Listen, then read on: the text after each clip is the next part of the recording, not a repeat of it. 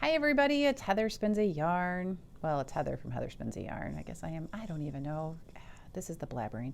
So in my last video, we started the chain and you can see how it's a nice ribbed pattern and it's measuring 19 inches now, or just about 19 inches. So we've done our chain one.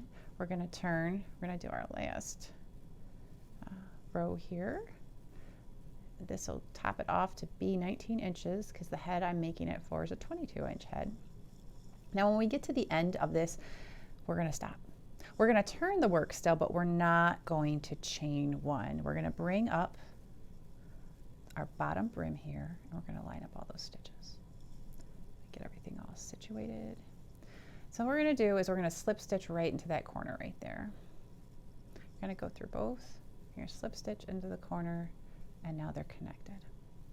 So we have our front loop and our back loop, and our front loop and our back loop. So what we're going to do is we're going to pick up from the back loop on the front one, and our front, let me see here, yep, and our front loop there, it's a little fiddly sometimes to get it going, and don't, make sure you're using the proper part of the yarn, and we're going to slip stitch that through.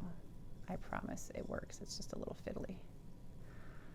So the back loop and the front part, the front loop and the back part, and you're going to slip stitch that through.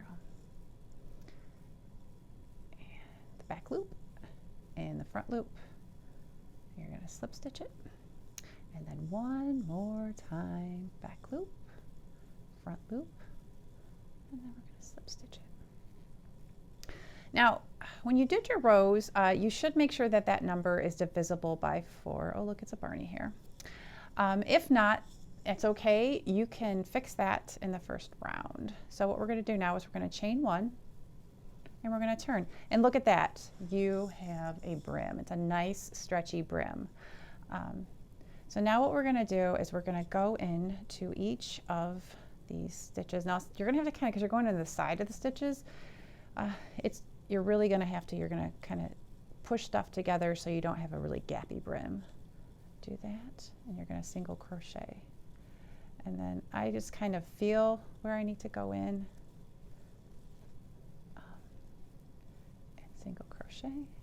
And this one I lift it up a little bit and single crochet. Because you were going into the back loops, you have a little bit of a gap there, so you just go in there and you single crochet. And we're going to keep single crocheting around the brim. Because what we're doing now is we're making our foundation row for the Celtic weave pattern that makes up the overlapping life. Remember when you get to that one there, I just like to push that up a little bit and just loop it through.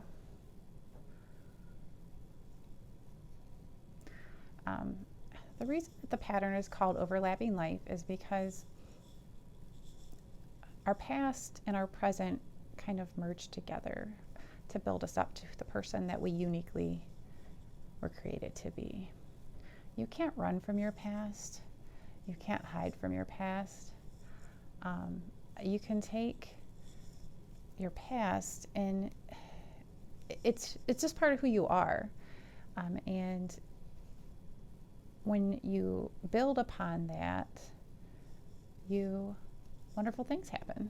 Just like this yarn is delightfully lovely to look at and squish, especially if you are watching this, you're obviously a crocheter or someone who loves yarn. And it's lovely to look at. But without, guidance from a creator, creating it into something that it was meant to be, I'm not saying that each yarn has a piece of destiny, but I think you get what I'm saying. So some of them are going to be a little bit harder to go into, but we just need to create that nice foundation for the rest of the hat pattern.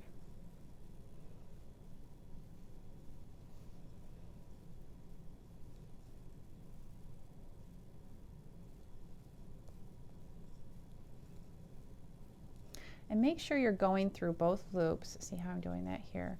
Because, you don't need to just go through the back loops for this. This is creating And we are coming up on the end of the row. Whoops. Sometimes that happens. It slips off. You just got to put the hook right back on.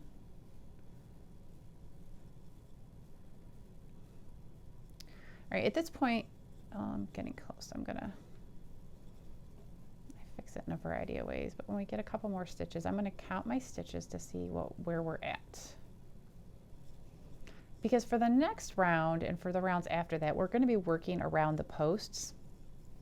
And so this pattern works in multiples of 4.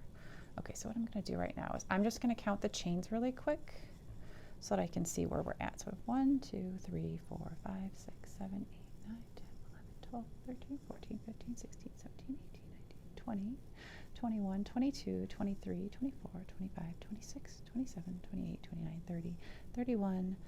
We're at 32. So 33, 34. So we're going to have to do 2 crochets at the end of this one so we can have 36 stitches. So we can have multiples of 4. So I like to count a few stitches out because if you want to add extra stitches here beforehand, you can do 2 single crochets in one.